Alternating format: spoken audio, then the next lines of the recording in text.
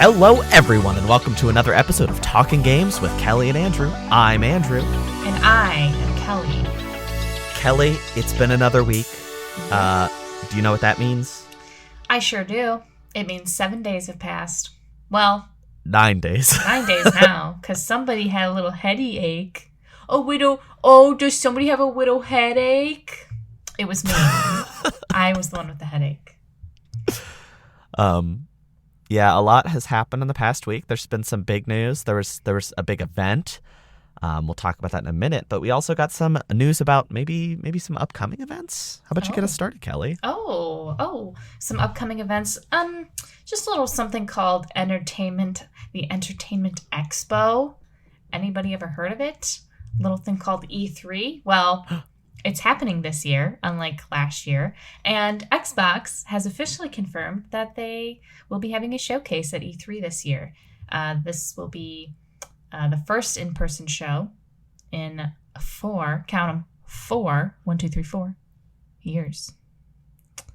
Wait, so it was 2019. Yeah. Okay, that is 4 years. So 4 years. That didn't feel, when it said 4 years, it's been 3 shows. So my brain's like, no, that's 3. Well, I'm just dumb. To be fair, 2020, 2021, and 2022 kind of all were like an amorphous thing. So this is exciting. I feel like E3 was always talked about E3 on this show, but E3 is always like, oh my God, it's E3. And obviously in the past couple of years, it hasn't really been like that. So I'm hoping that maybe this will be a return to form. I think if they could, and they won't, because let's be realistic, they won't, but if E3 could talk PlayStation into doing a show, so it was Xbox, PlayStation, and Sony, E3 would be legendary. Would PlayStation also be Sony? Did you mean Nintendo? What did I? Oh, yeah, sorry. Xbox, okay. PlayStation, and Nintendo. That's so silly. I mean, like, what would Sony have that wouldn't be PlayStation? Let's think about it. They're making a competing console for the PlayStation. It's like there's been a defector, and now there's a civil war going on inside Sony. That wouldn't be the craziest thing. Yeah, it would. Well, it would be, but no, I think seeing the big 3 at one place in a week would be really cool.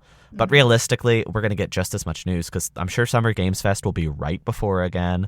And then it'll be, the usuals, Xbox, Bethesda, which we've said 1,000 times. It's so much better now that they've merged. Like, Bethesda's conferences were always so unnecessarily fluffy. Mm-hmm. And when you combine Xbox and Bethesda, both of them benefit. Yeah. Yeah. And I feel like PlayStation has to have something geared up for summertime. But, they don't make games anymore, so who knows?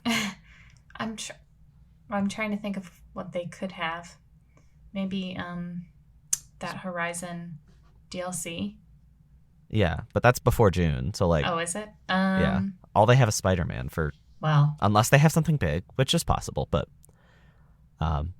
But today, actually, time of recording on the 25th, we had an Xbox Developer Direct, which, again, feels like that name is a crime, but it's not, I guess.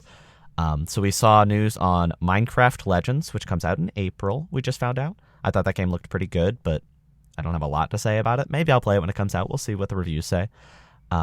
We saw more information about Elder Scrolls Online expansion. That was cool. We saw some stuff on Forza Motorsport. Neat. There was one other thing that we'll talk about in a minute, but there was one surprise, which I didn't expect because they very specifically named 4 games and said, these are the 4 games we're going to talk about. But there was a 5th from Tango Gameworks, who I often forget Microsoft owns, the creators of Ghostwire Tokyo, Evil Within 2. They announced a new action game with a rhythm focused called Hi-Fi Rush. It is a comic book style third-person action game. The graphics kind of blow my mind. I think it looks really nice in motion. I didn't expect to see this, to see a new Tango Gameworks game because, Ghostwire is pretty recent. I didn't expect something that would look like this from a very horror-centric developer. And I think most surprisingly, most surprisingly, definitively, it's out. This game was announced and is now out on Xbox Series X and S and PC and Game Pass. I didn't see this coming. I certainly did not see a shocking Tango Gameworks announcement and a shadow drop. Yeah, I think this is very interesting. I think it's fun that they did this. It doesn't seem like, obviously, the game isn't taking itself super seriously, but it does look nice. I mean, it's got sort of this interesting, like you said, it's like a comic book style, so it's almost kind of like cel shaded, but there's some different style elements to it, and then there's, it's a rhythm game, a rhythm action experience.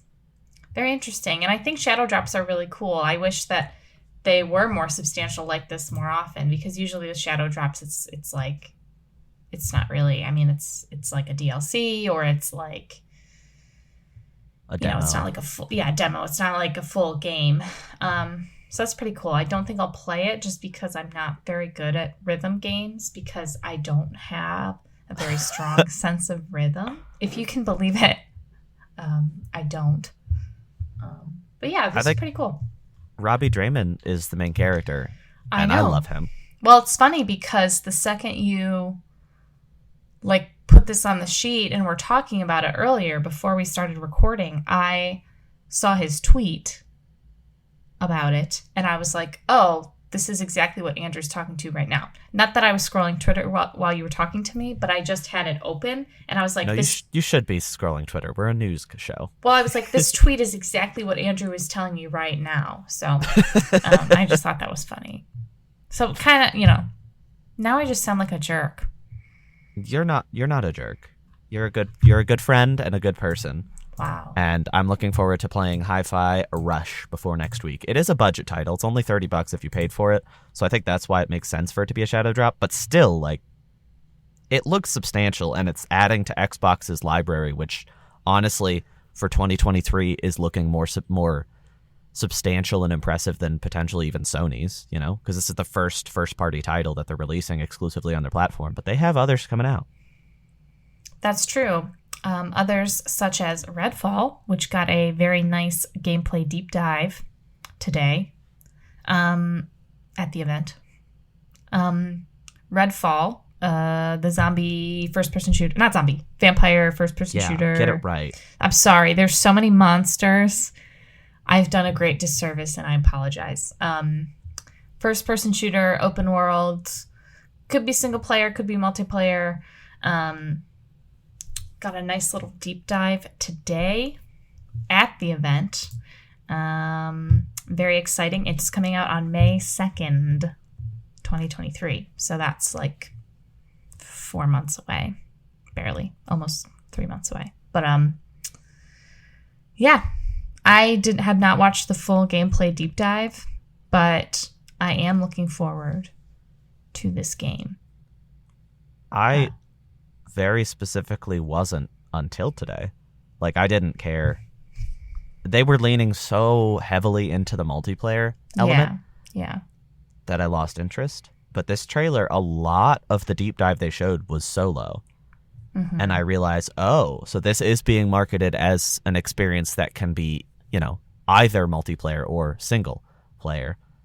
And that makes me a lot more interested in playing it, honestly. Yeah, me too. I'm pleasantly surprised by that date. I think both of us said late summer, so early summer is a pleasant surprise.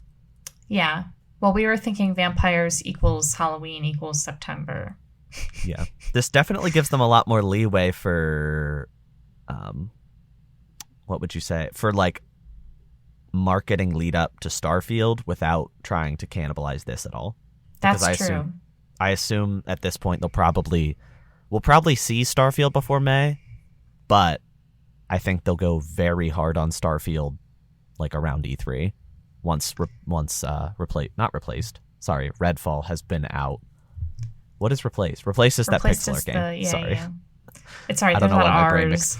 Yeah, it's replaced. Starfield. Reedfall. Redfall. Reedfall. Redfall. But I think it looks really nice, and I'm definitely going to be playing it now. I mean, I have access to a Series X and Game Pass, so like no real reason not to try it at the very least. Yeah. But it was a good showcase. I'm glad that they were candid about how few games were going to be in it, so that, you know, people went in with realistic expectations. And even so, we got a nice little surprise with Hi-Fi Rush. Yeah. Redfall almost reminds me a little bit of like I don't want to say Left 4 Dead, but there's something about like the environmental design that reminds me of Left 4 Dead. Maybe Yeah, it feels like Deathloop Left 4 Dead or Dishonored Left 4 Dead. Yeah. Maybe it's all the writing on the walls. Yeah, there's a lot of writing on the walls. Not like metaphorically. There's a lot of blood-written messages on the walls in this game. Yeah. Maybe some art, some drawings like poison. What would be on a poison bottle, Andrew? A skull and bones. Wow. Kelly, we already talked about the delay last week, but there's some interesting news this week. PlayStation is currently refunding some versions of the game from the PlayStation Store, as well as it has now just straight up removed Skull and Bones from pre-order on their store. PlayStation Store, obviously one of the most major storefronts for buying video games. Removing a game from there seems very, very weird to me, especially one that theoretically is supposed to be out in the next, 12-ish months. This is not a good sign, Kelly. This is a really bad sign. I simply don't know what to say. I think it's funny that nobody was even notified. Like they're just like, you just wake up and you get your money back in your account and you're like, what happened? And you're like,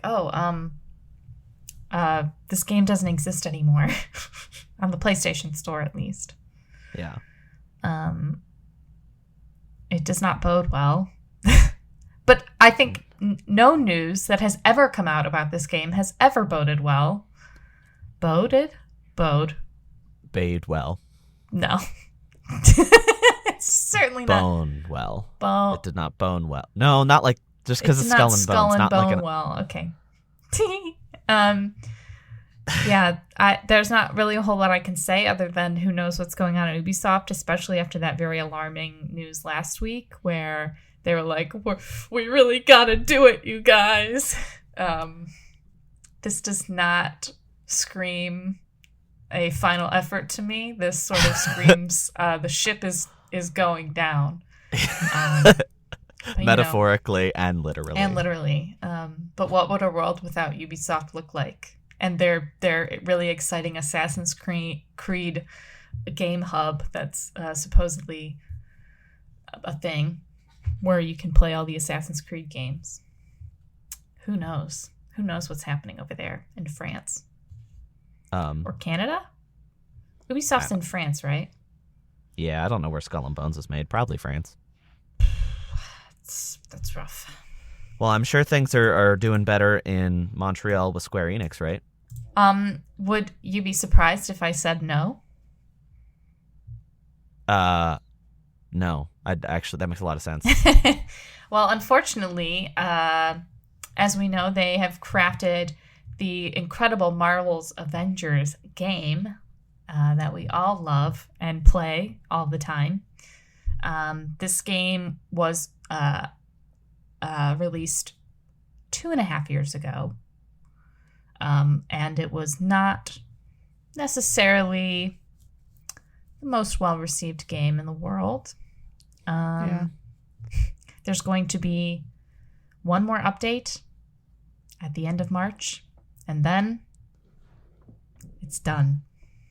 And then official support is ending at the end of September this year, so Marvel's Avengers will be no more. I mean, it will be, but it won't be supported, so... you can't play online with people. Yeah, no more Marketplace. Yeah, but all those things are becoming free, which blows my mind. Like, can you imagine if you paid a bunch of money for all this stuff, and then in March it's just like, actually, all of it is free now? Well, to the poor soul who spent their real tangible money on Marvel's Avengers. I'm sorry that you, specifically the one person who did that, spent money on this game more than necessary. Any money on this game is more than necessary. Yeah. Can't really say I'm sad to see it go. Actually, just kidding. I'm devastated.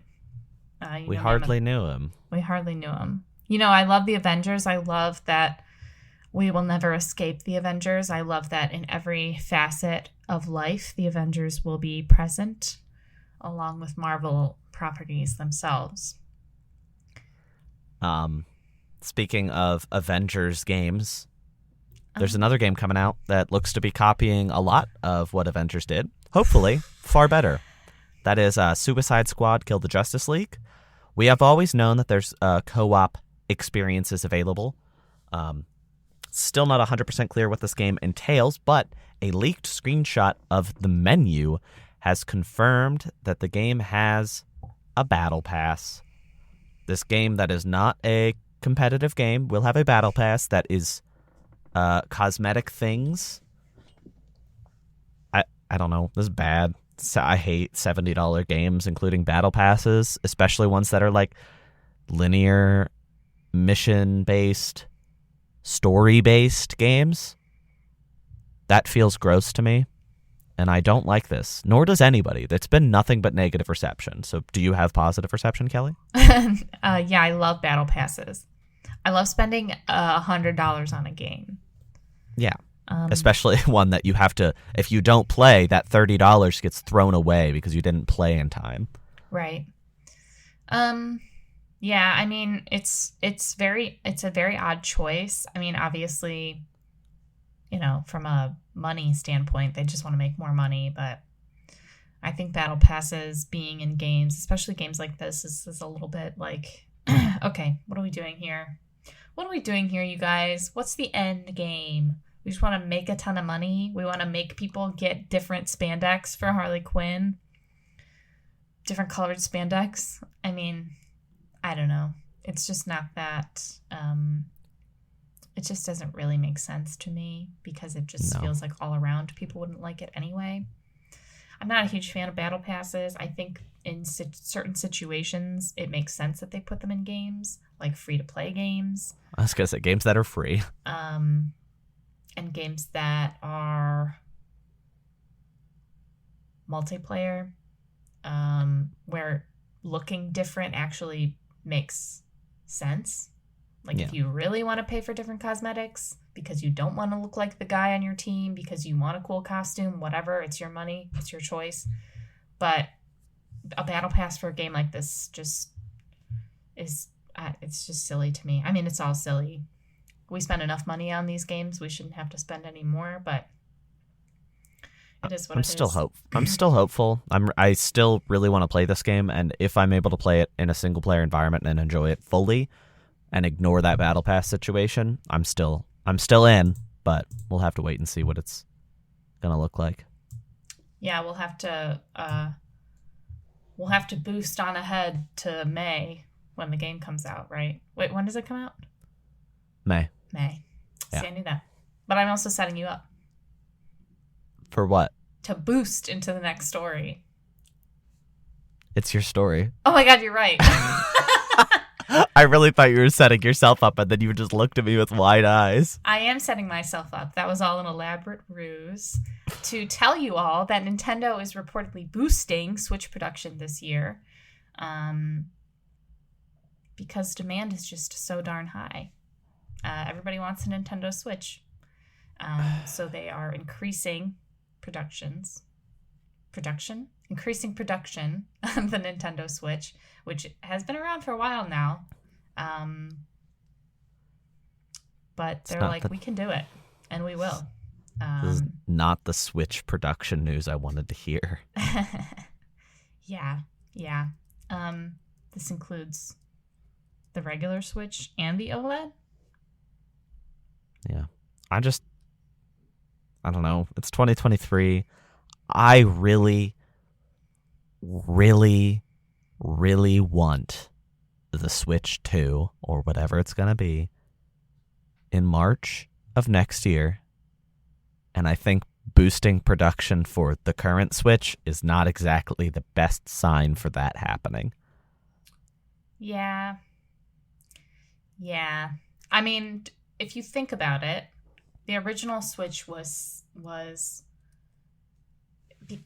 big for two big reasons, I think. And the first one was the original Switch came out and people played Breath of the Wild like their life depended on it.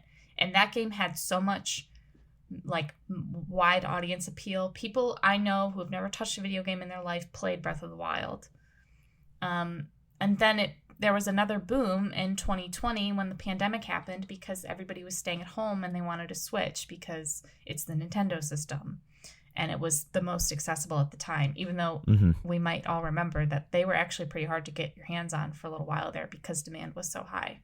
Yeah. So I think this next year, either we're going to have another horrible pandemic. Just kidding. I think this upcoming year, they're mainly just doing this because they know people are going to want to play the next Legend of Zelda game. And I think that's a really big deal because I think that at this point, I mean, other than like Pokemon, is Nintendo's like real bread and butter because people play Mario, but this is like probably one of, if not the most anticipated Nintendo sequel in maybe ever.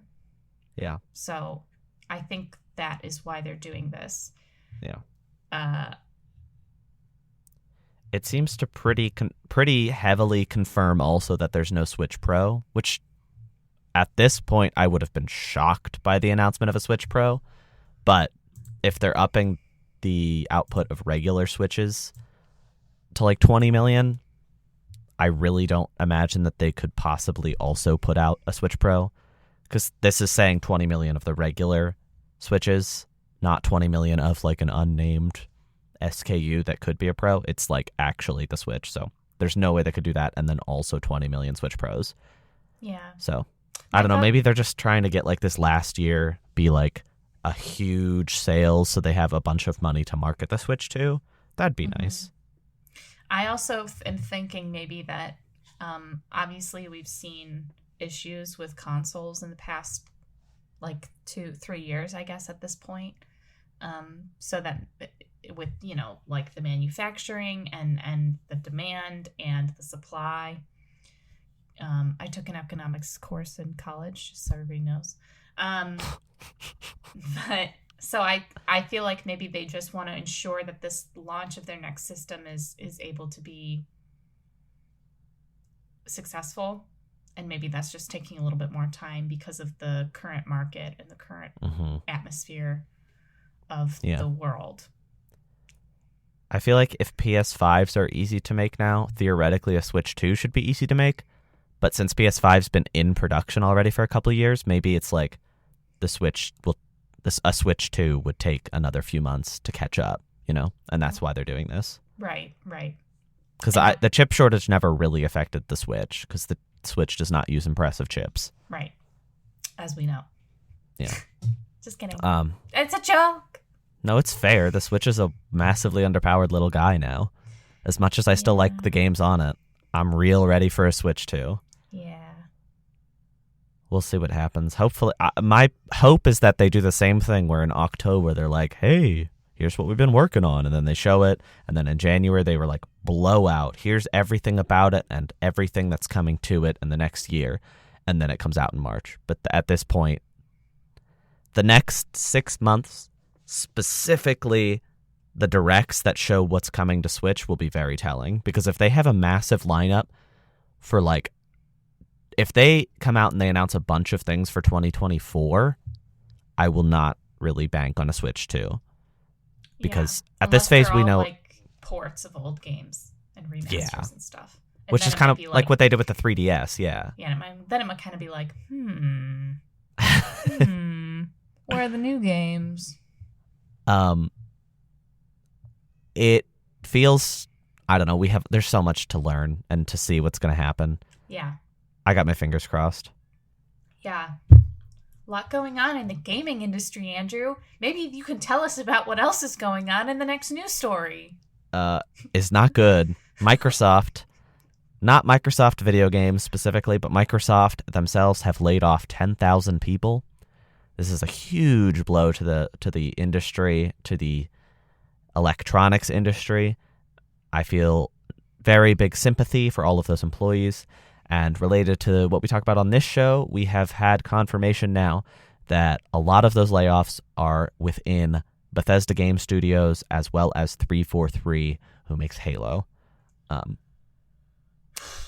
This is a strange choice. I feel like obviously 10,000 jobs across the company. There's clearly some economic worries, but it is sad to see that people from a studio whose game is about to come out are getting laid off, you know? Like, 343 I would understand because of maybe Halo Infinite's unexpectedly low performance or something like that, but Starfield is around the corner. It's a weird time to be laying people off, you know?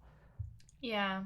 I suppose they think that the heaviest of the legwork is done, and now it's really polish and marketing. But yeah, this is really like...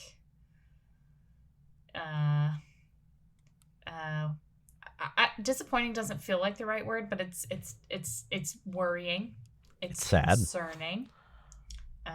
There's always layoffs around this time of the year, even though, you know, there's layoffs and there's hirings. But I think it being this huge amount of people is really very sad and also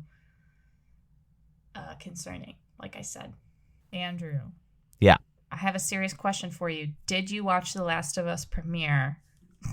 What's that? I actually already know the answer because we've already talked about it. Yeah, what's Last of Us? It's a little video game that it's kind of an indie deep cut. You play as a man. This is too much setup, Kelly. This is everybody knows what The Last of Us is. Well, you're the one who asked. So what's The Last of Us again? I won't answer a question that you ask me because the answer is The Last of Us is a video game, but it's also related to this next story because The Last of Us premiere on HBO Max is second only to House of the Dragon, a little Game of Thrones spinoff for you all, in the past 10 years in terms of viewership. It brought in 4.7 million viewers, which House of the Dragon had like 9.8 or something. That's a pretty big deal. And that is a good sign for a potential second season.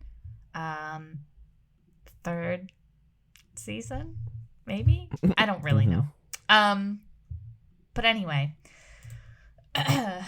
It also touts, I use the word touts a lot in my professional writing for work, so it's just sort of in my head, but it also touts the biggest episode 1 to 2 surge in HBO's history. That's home box office's history, which is pretty cool because that means that everybody said, hey, episode 1 was really good, you should watch episode 2. And then people were like, oh, true. And then they watched episode 2.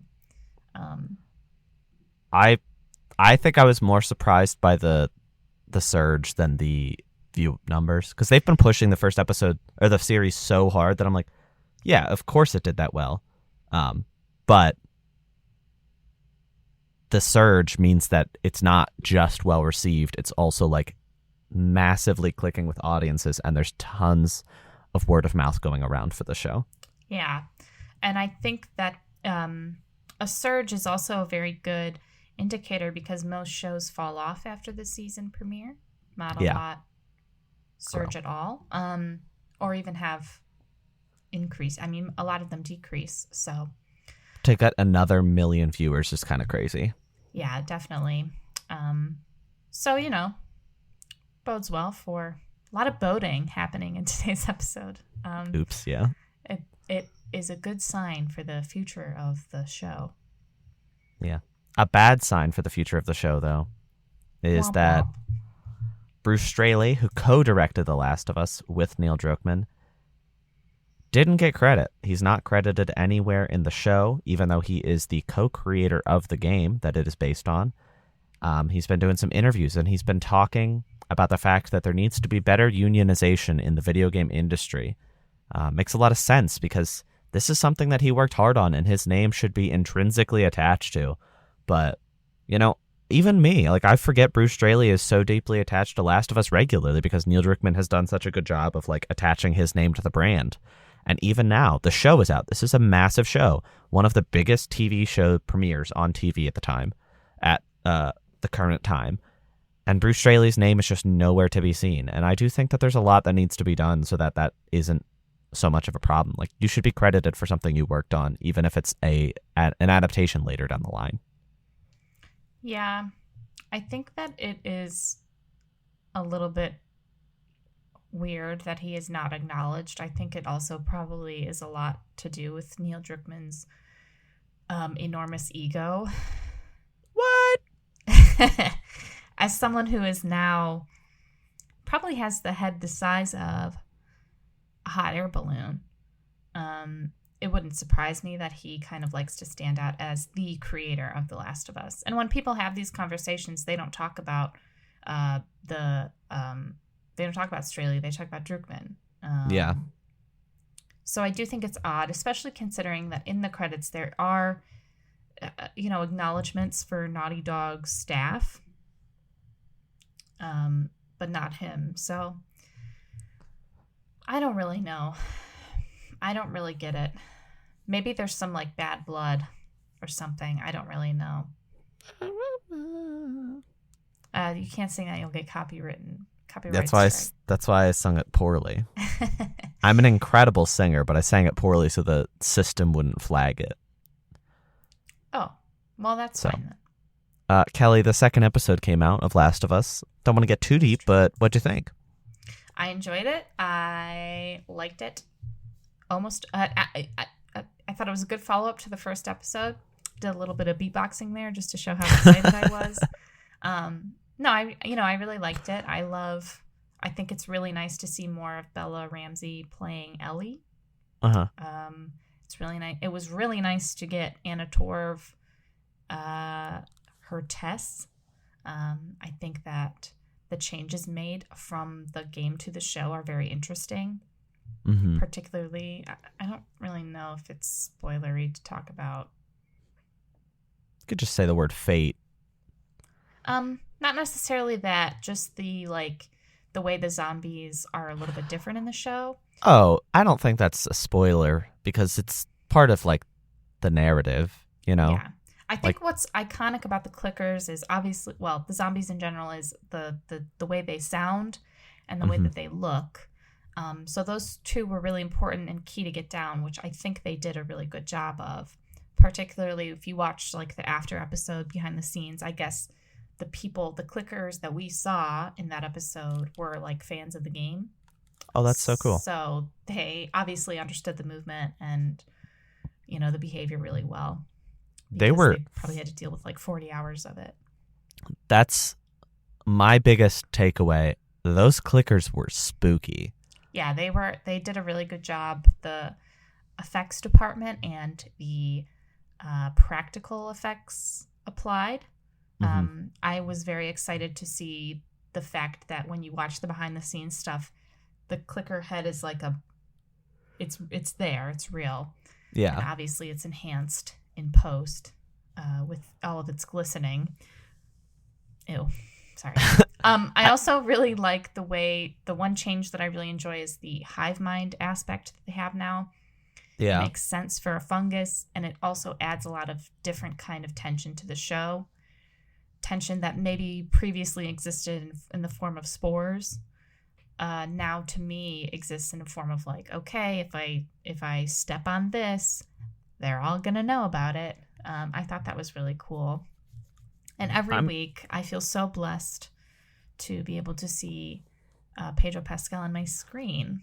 So, Andrew, what were your thoughts? I feel similarly about the hive mind stuff. My biggest thing is, like, I wonder if the change to these tendrils and the hive mind is, like, a setup for more Last of Us stuff in the future. Like, I wonder if the next game is going to focus more on that than the spores. Because I don't know if they plan on retconning certain things from the original Part 1 and Part 2 when they make that new multiplayer game with a lot of story in it. I don't know what's next for the universe. At this point, the big changes are like flashbacks and stuff that they've had little bits of.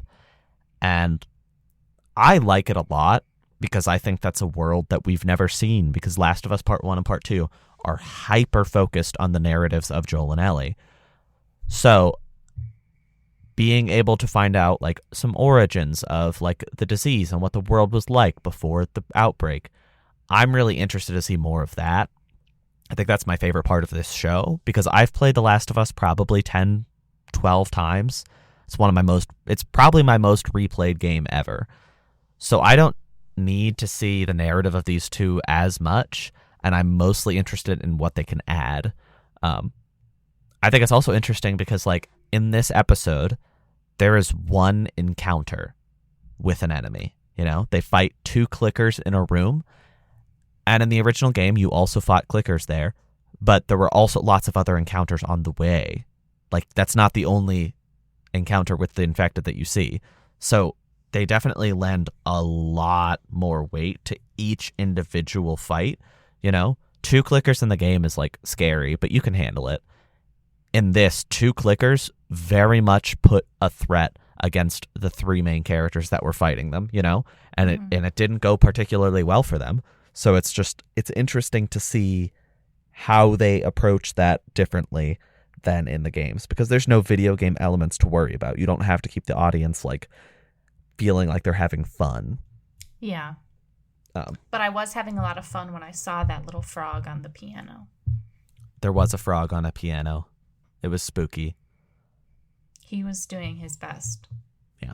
I'm very excited for next week because we're seeing the Bill storyline. Yeah, and me that, too.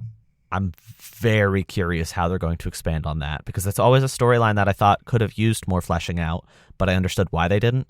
But this is the perfect time to do it with this show's flashbacks and stuff. I think they could do it really well. Yeah, I'm excited to see Nick Offerman from Parks and Recreation. Sort of reading tweets from young female celebrities. Ruffled. What?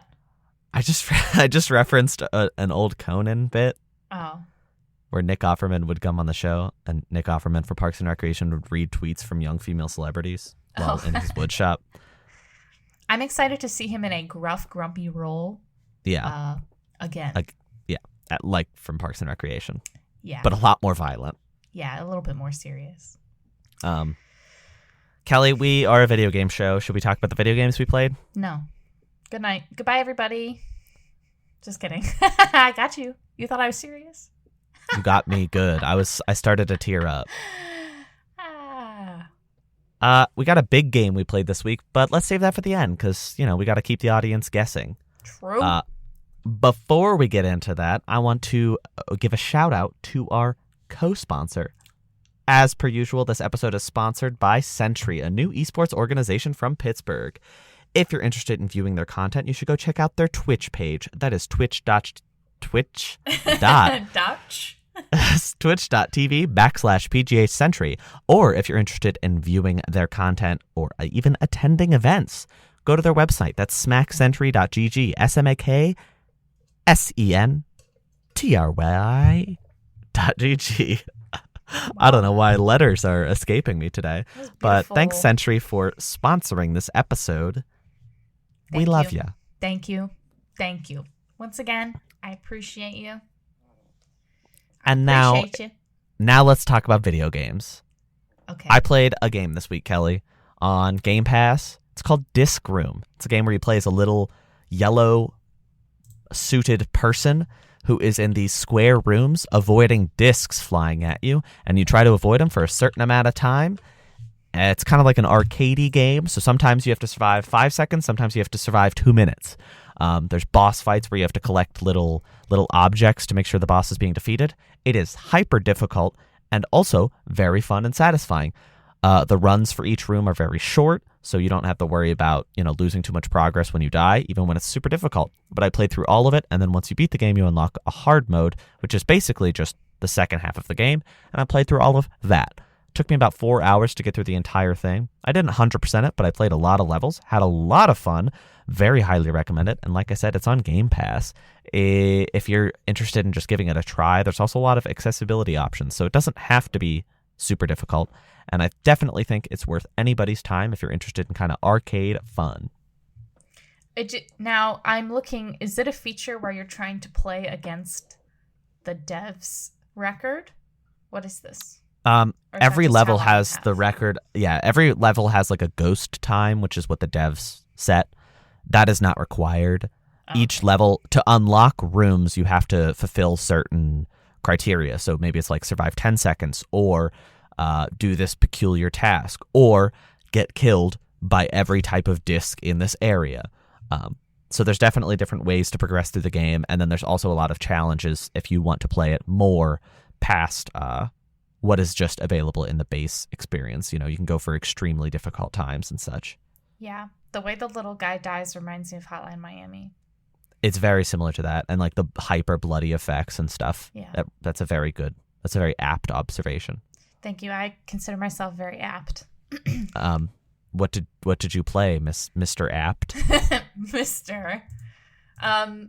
This week I have still been playing Persona 5. Here's something really funny that I did. I've been playing Persona 5 Royal for about 80 hours. No, about like 70 hours now. Okay. So making my way through it.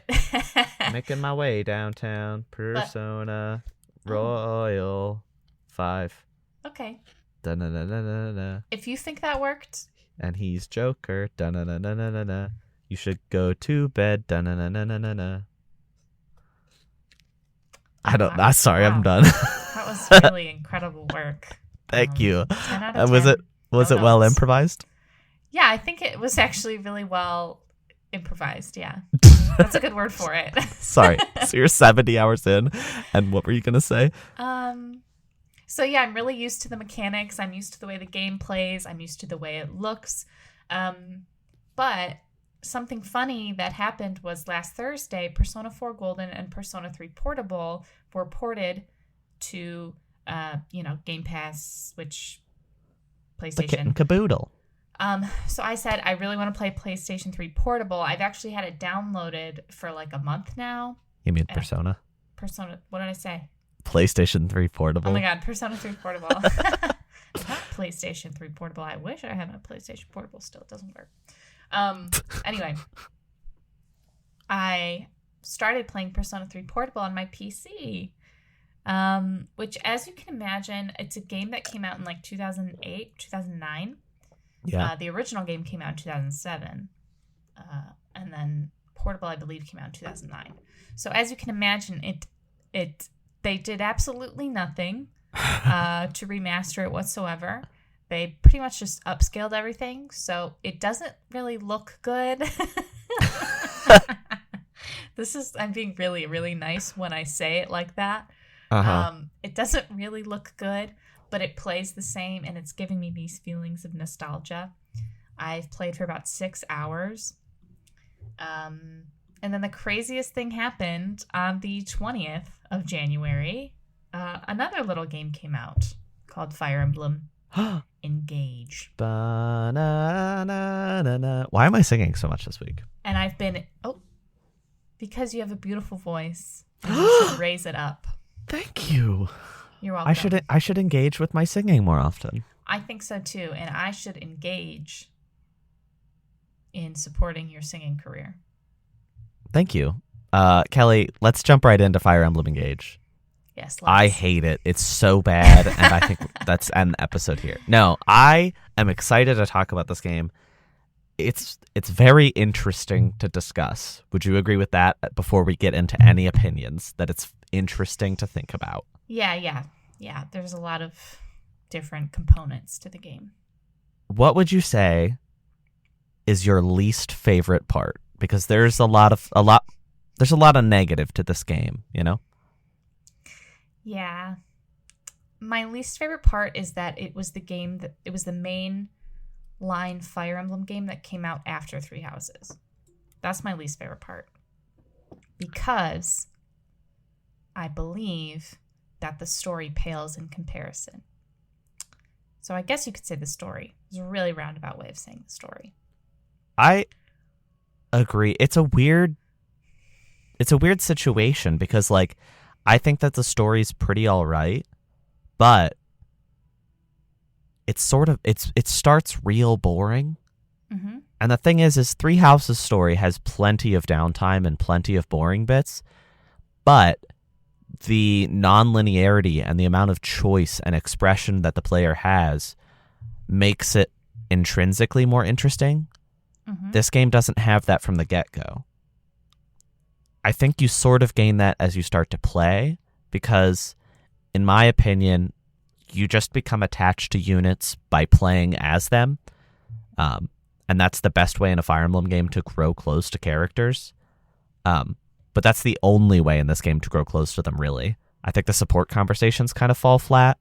I think a lot of the writing in the main story content falls flat, and there's very little character. Like, a lot of the cutscenes in the past couple chapters that I've been playing, it's just like 2 or 3 characters. And I'm like, oh, you introduce these characters, and I know you have to account for permadeath, so it's hard. But like Fire Emblem Three Houses, you have like 10 people in a scene, and all of them are interesting, and you grow to love them, and they're all involved in the main story. Whereas this game, you know, my current favorite Louis, is it Louise? It's Louis, right? It's Louis. It's Lewis. Is it Louis? Yes. I thought it was Louis. I thought it was too. I think it's Lewis. Oh, well, that guy. He's not in any of the main cutscenes. He got introduced in a main story moment, and now I haven't seen him in a single story cutscene. And I understand why, but it is just disappointing. And Three Houses had a way of getting around that problem, and this game doesn't really have that. And it's definitely going to introduce more main story characters as it goes along, as it already has at my point in... I finished Chapter 7, so I'm about... little over a quarter of the way through the game. So there's a lot to go, but it was hard to get into. It was really hard to get past those first couple hours for me. Yeah, I would agree with you. I think that it's hard, and I feel a little bit different about Three Houses. I feel like even the slow parts to me are very compelling because they help you establish. I can never see myself replaying this game, whereas I replayed Three Houses like 3 times. I think and I hate to compare it because it just doesn't seem fair, but it's also the last game they put out. So it's like, how could I not compare it? Even though this isn't technically a sequel, it's the next game in the series. How could I not compare it to the last game? It's completely fair to compare. Wow, Yeah. I didn't mean to do that, but... I just feel like Three Houses, the world, Fodlan, had such a deep and rich sense of lore. The world building was really, really strong. The characters made sense. Their motivations made sense. Especially the 3 main lords, I felt like they were just so well done. Yeah. And people still talk about them online now, which is not something that I can say for the lord characters that are introduced in Engage. They just don't have a very strong sense of character, and their connections to the world are not that strong either, because it's not really it's not a very strongly written world. You know, it's very stereotypical, and your character being this divine being, it just reminds me a lot of Fates. This game's very similar to Fates, I think. Yeah, and not to say that, I mean, Byleth obviously had Sothis inside of them, so they were still divine in some sense, but it's like, it's so much in this game, and the way sometimes certain characters talk to your avatar is like so obnoxious and so annoying.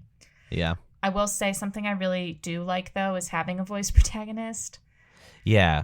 I don't think it's quite as good as Shez from Three Hopes that we got last year, but it is a lot better than Byleth in that there's not just like silent stares. Yeah, I think it helps connect you to them more. I've been playing with I guess you would say female Alir.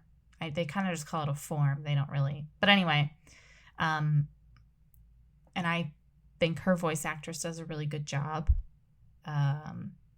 with not a whole lot to do.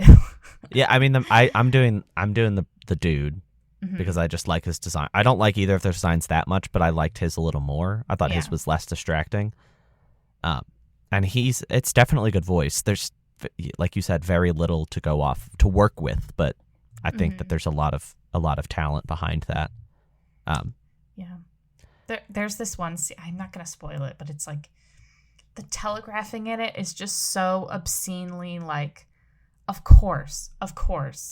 Yeah. And I'll talk to you about it right now, and you can cut it out of the episode. But the part where Lumero was like, "We're gonna go for walks, and we're gonna eat dinner together, and we're gonna talk about everything," I'm like, "Oh my god, just kill her now! Just do it now!" Like, I don't think that's not getting cut because that happens less than an hour into the game. I know that but is it's so that is the obnoxious. inciting incident. It's Yeah. like, I understand parents in Fire Emblem die more often than not, but to have it be so... It was very telegraphed. You're right. It was just not it. I was not a fan. I was like, ooh, it made me so mad. I feel like we should... I think that covers the negatives for me. The story and writing ultimately are the only thing I feel so far that I don't like. There's a lot of other stuff, though. There's some design elements that I'm not huge on, but the overall aesthetic I really love, and I think the graphical polish, like, that is one thing nobody can argue Three Houses does better. This game is very graphically polished. It is so nice looking. The animation is incredible. All of the characters are really nice looking. There's not a bunch of jagged edges on everything. It's well optimized. The way that you like zoom into maps and you're fighting in exactly where you were, that's something that Fire Emblem's been doing for a while, but I feel like this game has executed it really nicely. And also, like, there's a really cool feature. So after you finish a battle, instead of just moving on to the next one, you get to explore the battlefield. And you're like on foot, and it's a third person setting, and like it is exactly where you just fought. And that's such a cool little feature to do. Like, you know, most of the battle you're looking from a zoomed out bird's eye view, but then afterwards you just get to explore and look at the nooks and crannies and, you know, adopt dogs to bring back to your town. And I think that's a really cool feature, and it's quick. You're usually only there for, like, for me, a couple minutes, because I don't even talk to everybody. I just talk to a couple people. So you're only there like 2-3 minutes, but it's a nice little way to bookend battles, I think. And there's a lot of cool touches like that. Mm-hmm. And I will say, now that we've moved on from the negatives, I think the battle, like you were saying, the animation is really well done. The characters, not necessarily design wise, I'll say, but the characters movement wise look the best they ever have. Yeah. Combat is really it feels good, and it feels rewarding when you do something with the Engage system.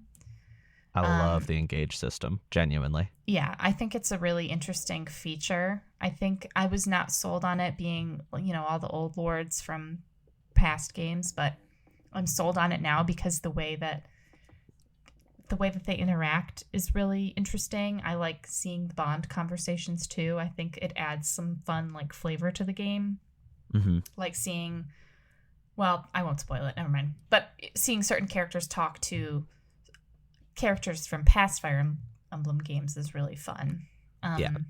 It's kind of a background element almost. Like, if you don't know who any of these Emblem characters are, you'll be fine.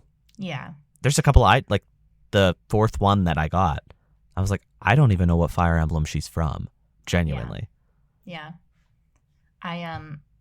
The music sounds really good. Oh, I mean, it's a Fire Emblem game, so of course, but they knocked it out of the park. Yeah, they did a really good job. And there are certain units that I think look really good, and they did a great job with design-wise. Mostly the males, just because all the female characters do kind of have the same face, but I like the flexibility that they give you with units. I think something that Three Houses kind of suffered from was when you first played the game, the very first time you played it, like no New Game Plus, you were kind of limited to what you could do with your units. There wasn't a whole lot of like, oh, I can just switch this character out for this character, because you probably weren't recruiting from other houses.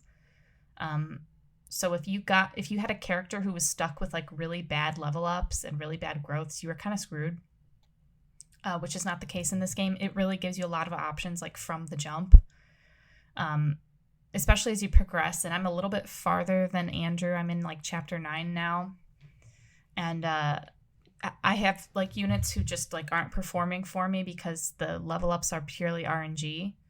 I mean, there's growth stats that they try to adhere to, but it's RNG whether they get their full growth stats. So, like, I really like the character Etier, but she's just not really performing very well for me. But I just got another really good new archer, and I'm just gonna swap him in, and maybe That's I'll exactly reclass him. That's exactly what I'm doing. Well, it's like they introduce characters who are just better than what Yeah. you've got, and it doesn't necessarily incentivize you to stick with that early game group that you have, which is honestly fine, because I'm going to be honest, the early game group is not the most compelling to me. I think you start to meet the more compelling characters as you progress through the game, which we've talked about, that how things sort of improve. Yeah. There's a character I really like, Mm-hmm. but Andrew has not met him yet, so I'm not going to talk about him. What's his name? Just because, I mean, that's not his name is not a spoiler. His name is Diamant. Oh, okay. Well, just He's in case the Crown audience Prince is listening. of Wants to Rhodia. know. Kelly just flicked her hair. Sorry. No, I it's love okay. crown princes. Dimitri. Well- Crom. Me. Xander. Oh. Or no, what's his name in... Oh, it's Mark. Wait. What do you say? Oh, yeah, it's Xander, right? In Fates, the blonde guy. I don't remember his. The I think it Nora might be Xander. brother. Yeah. Fates. Yeah, he was... I liked Fates him. is kind of forgettable name-wise. I cannot name most of those characters. I could do the siblings. I could not do most of their trainers. Well, we won't talk about Fates. But anyway, what I'm saying is I like the flexibility in the game, and also being able to, when I first started playing, I thought that the emblems could only go with certain characters, but the ability to give them to somebody else, you're like, To anybody. it really opens up a door. It opens up a world of opportunities. So if you have You a can really turn bad characters unit- into like really weird combos. Yeah, and I really enjoy that. So the customizability is also something I enjoy. And I kind of like the Somniel, which is sort of your character's base of operations. I don't That's like like the it as equivalent much. of the university. Yeah, I don't like it as much as the monastery. But, Monastery, sorry. well, it's the same thing. But that's just because I'm just so attached to... Can you tell? I'm just like so attached. Well, to that's Three the thing is Houses. like, I feel like Three Houses, part of it is the excitement of walking around and talking to the characters. Somniel, that's not the case. You're there to do things. You're not there to hang out. Yeah, you're there to do squats. Sorry, I moved away from my mic. You're there to do squats. You're there to get bond shards pooped out at you. I You're love there the little to- boy. What's yours? There's like a little cat, dog, plushed animal. What's yours named? I just stuck with the default Sami, but I gave him the little top hat and I gave him a bow. Mine has a top hat, and his name is Dinkus. The top hat is so good, especially for a little guy. He's named perfect. Dinkus. Dinkus. I just love that. It's like, you go up to the shrine, it's like, worship Dinkus. And I'm like, I will happily worship Dinkus. I worship at the altar of Dinkus. The altar of Dinkus. I also, what else do I like about the Somniel? I like the training. I wish there's a little too much loading in this game, just like a Yeah. tiny bit too much, but that's also because I'm playing mostly Series X and PS5 right now. Yeah. If the loading screens were a little quicker, I think I'd like it even more, because like the training is fun, it's cute, and like it's interesting to watch your units fight each other. That's not something you get to see a lot. Yeah. The only thing I wish there was more opportunity to build support, and I think you'll notice this, especially since you're playing on hard, they don't give you a lot of skirmishes. So your support capabilities are limited to, maybe one skirmish per chapter, and then the chapter itself, and then cooking. And that's really it. Yeah. And sometimes the cooking really backfires. Never have Yunaka cook anything for you or your units because she's a really bad cook. Good to know. I just want to give you that as a tip. I love her so far, though. I think she's I funny. know, she's great. And I was going to say, I like her a lot because her voice actress is also the voice actress of a character in Persona 5 Royal, who I Yeah. really love. So I'm already attached to her. But she's also Catherine from Three Houses. Yeah. Which, sorry, I can't stop talking about it. It's okay. Can It's you the tell it's like the one of my previous favorite game. games? I was also surprised. So I'm playing on hard. You are as well, right? We're both hard casual, so it's like hard mode, but your units don't die permanently. So battles are still challenging. I had a battle. It was chapter 4 or 5. I think it was chapter 5. Incredibly brutal, and I just was like having a really tough time. And after you lose, you have the option to rewind. You get 10 rewinds, and you can use them at your own discretion. But you're forced to use it after your main character dies. I was just getting absolutely destroyed in this battle, and then eventually I ran out of rewinds because I just kept missing attacks and didn't successfully win. It took me 70 minutes to get to that point, so I felt like I was really disheartened. Thankfully, there was an option to restart and maintain experience growth, so it's like, okay, well, at least I'm going in with like higher level characters now, because they did grow a lot because I was taking out a lot of units. And I kind of like learned the mechanics of the game. I think there's a lot more benefit to keeping your units in sort of formation. I think other games, like Three Houses comes to mind, that you have some units that are just so insane that you can just be like, yeah, just go over there, just go. And you send them off on their own. You send Claude over to just snipe a bunch of people on his own. You send I don't know. Dimitri you send Byleth over to just do insane things. Yeah. Yeah. I was going to say, to me, Dimitri was like my broken bull that I would just like, when I was playing Blue Lions, I would just like go yonder and he would just like, and he can't tank. die. Yeah. Like but crazy. Now it's like, I mean, the big thing for me, like the past few games, your player character was just untouchable. Mm-hmm. And this game, I sent my player character ahead during that battle. Like, yeah, he can handle this. Died super quick. And I was like, oh gosh, like you need help. Yeah. So once I figured it out, I actually didn't have that much trouble. I finished it in probably about half the time, was a little smarter about it. And since then, I haven't had much trouble, but I do think hard mode is the way to go because it really like encourages you to think and plan and not just run forward and kill everything. It's not crazy difficult at this point, but I'm still very happy I played that way. And like the mechanics are just so engaging. Sorry for the pun. Oh. I think the engage mechanic is really cool. It like allows for a lot of interesting stuff, and they're all unique from each other and very good. Like they create very positive decision making capabilities, and the way you compare things together is really interesting. I feel like if I put Sigurd with Lewis, it's gonna break my game, but I want to do does. it. Yeah, I haven't done that yet. Lewis is friends with Marth, not Sigurd yet. Oh, that's interesting. Yeah, I think there's so many options, and honestly, okay, I love Three Houses. It's one of my favorite games. It is my favorite Fire Emblem, okay? Whatever you're about to say, don't say it. I was hungry for a linear Fire Emblem. No. I think a Fire Emblem that has one story, because I don't like replaying games that much, so having to play 3 times to see the full story was always something that was a downside to me, because it's a long game. And admittedly, they don't give you the option to like start from a good point. You have to like really play the game. You have to start over. Yeah, you start. It's like an hour in, you pick. Yeah. So I was really hungry for a linear game. Story-wise, I don't think this game's benefits from the linear structure. I think gameplay-wise, the world map is fun for me. It reminds me a lot of Echoes. Did you play Shadows of Valentia? I did not. I was going to say it reminds me of Awakening. Yeah, you should go back and play Echoes. There's a lot of things about this that I think they learned. Part of me thinks they have 2 Fire Emblem teams, because this feels like a sequel to Shadows of Valentia to me, almost mechanically. And maybe the next game's going to feel like a sequel to Three Houses. I think you're right. I honestly think we will see a Fire Emblem game sooner than we think. Like, I think that this game I agree. I think maybe they have 2 teams working. Mm-hmm.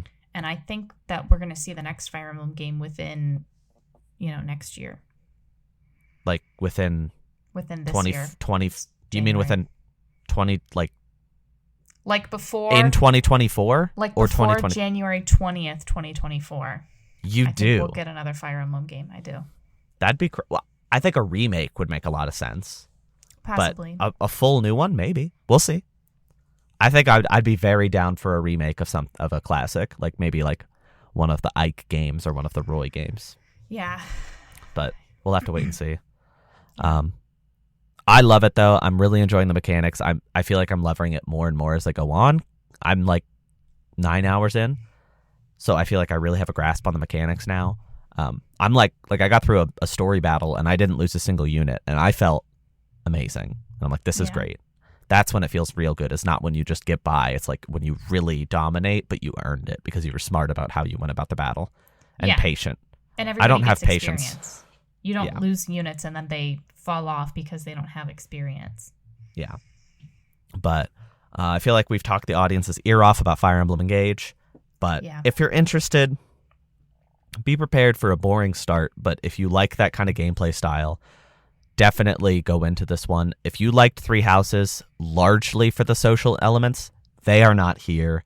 The social elements are cut back to almost not nothing. Like there's still conversations, but you can still support.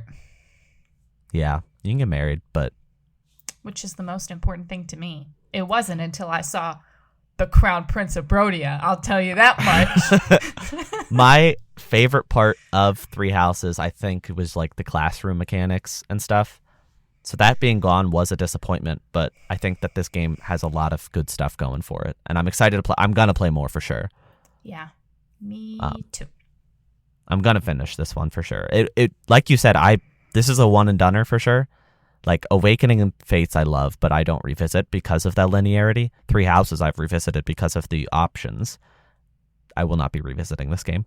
And apparently I'll be playing another Fire Emblem within the year, according to... You heard it here first, folks. We did. What if the Switch 2 comes out in March of 2024 with a crazy big Fire Emblem game? And Claude's in it? I mean, sorry. I don't want Claude in it. I don't want a Three Houses 2, though. But it's not Three Houses 2. Claude's in this one. Did you buy the expansion pass? It's not like it's like Kid Claude. What? Did you buy the expansion pass? No. Okay. No. I will not, because I don't even... Realistically, I'm probably not even going to want to play the DLC. I love Claude and Edelgard and Dimitri, but I'm not doing that. Sorry. No. They're also one. Yeah. Like one ring, which I think is strange. Yeah. I've seen enough clips on YouTube and the Fire Emblem subreddit that I know what their engage attacks look like, so I'm satisfied. Yeah. Well, that'll do it for another episode of Talking Games. Thanks, everybody, for tuning in. We'll talk to you next week with some impressions of Hi-Fi Rush, probably. Maybe something else. Probably more Persona. Definitely more Last of Us. Oh, very exciting. We follow a trajectory, that's for sure. We sure do. So, thanks, everybody, for tuning in. Thanks, all. Have a good day, night, afternoon, week. Bye.